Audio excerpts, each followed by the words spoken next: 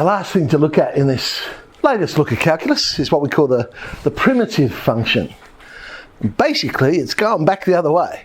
So if we know the equation of the tangent, how do we find the original curve? And that's why it's called the primitive function, going back to the beginning. We're finding where did it all start from. Well, you recall that if we differentiate, we subtract 1 to the power. So logically, if we want to go back the other way, we'll add 1 to the power. When we differentiated, we multiplied. So logically, we divide. But notice, in this one, we divide by the new power, not the power of the derivative we've been given. So if we know the derivative is 3x to the power of 4, basically it's add 1 to the power over the power. So x to the power of 5 over 5. And in this case it'll be 3 lots. And just like when we differentiate, when we go back the other way and find primitive functions, we can do it piece by piece.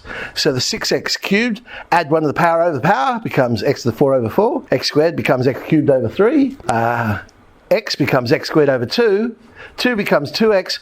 But you'll notice this other thing I've added on both of them. It's just plus some constant. Because of course when you differentiate a constant, you get 0. So if I'm going back, there may well have been a constant number there. And unless they give me more information, I don't know what the constant is, but I'll just put plus some constant. There's some constant value. It might be 0. All right, so let's go and solve that problem we started with. We know that the equation of the gradient function, fancy way of saying derivative if you think about it, because remember the derivative measures the gradient. So the gradient function is 2x plus 3. We want to find the original curve. So we know the derivative is 2x plus 3. Add 1 to the power over the power. So 2x becomes x squared, 3 becomes 3x, plus there may be a constant as well. But this time we do have additional information. We're told that the curve is going through 1, 1.